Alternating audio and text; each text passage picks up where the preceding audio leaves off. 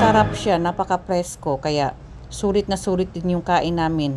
At ang una kong kinukuha talaga is yung syempre hindi natin nakakain palagi. Kaya sa lahat ng mga estudyante ay magsumikap lang po kayo na mag-aral, huwag po kayo mawawala ng pag-asa. Recognition, graduation, isa ito sa mga proud moment ng teacher, parents at mga estudyante. At bilang isang ina, proud na proud ako at masayang masaya ako dahil nga magtatapos na rin ang mga anak ko sa high school at saka sa senior high. Alam niyo ba mga Mars, ang sarap talaga ng feeling na makikita mo ang mga nanay, mga tatay, mga tita, tito, lulu or lula na sa pagsama sa mga estudyante na magtatapos at nakatanggap ng mga award. Lahat talaga masaya, siguro nga dahil tapos na ang klase at syempre sa isip-isip siguro ng mga parents ay salamat at hindi na kami gigising ng maaga. Yun bang makita mo lang na nagtapos ang anak mo kahit na walang award ay sapat na basta nag-aral lang mabuti at nakita mong nakamarcha sa entablado. Kasi nga para bang yung pagod mo na sa pagising, sa pag-alaga sa kanila is worth it. Sulit na sulit talaga. Kaya proud parents ako and congratulations sa lahat ng magtatapos ngayong 2024 na mga estudyante. Kaya sa lahat ng mga estudyante ay magsumikap lang po kayo na mag-aral, huwag po kayo mawawala ng pag-asa. Dahil habang nandito kami ng mga parents na handang mag-alalay sa inyo, ay talagang hindi namin kayo susukuan.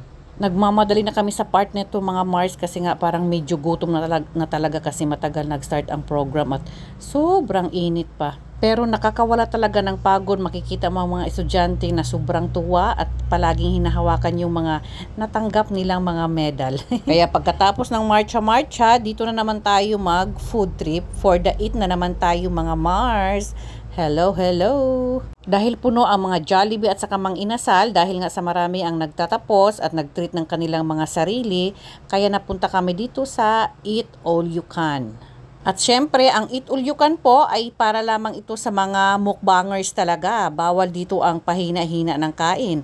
At saka yung paarte-arting kumain, yung bang kunting kain lang is busog na, nako. Dito kasi dapat lubos-lubusin mo ang pagkain mo. Yun bang sulitin mo rin yung bayad, di ba?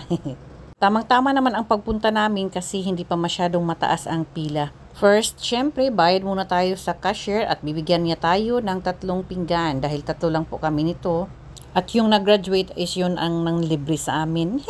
Kakaiba, di ba? Yung nag-graduate, yun ang nanglibre. Syempre, siya naman yung may pera. Gusto ko din talaga kasi ang Eat All You Can kasi nga marami naman kasi silang mga menu, klase-klaseng mga pagkain. At ang una kong kinukuha talaga is yung syempre hindi natin nakakain palagi. Yun bang medyo may kamahalan din. Nilibot ko na lahat ang mga sari-saring pagkain at yun nga nakita ko yung seafoods na mga crabs. Medyo maliliit ang mga crabs pero alam mo ba ang tataba, masarap siya, napaka-presko kaya sulit na sulit din yung kain namin. Pagkakain talaga ako sa mga Eat All You Can mga Mars is kunti lang talaga yung kanin na nilalagay ko. Syempre mas marami yung mga ulam na kinukuha ko kaya sulitin ko na talaga yung bayad ng kinain namin dito. Kaya tara na mga Mars, let's eat. Thank you for watching. Bye-bye.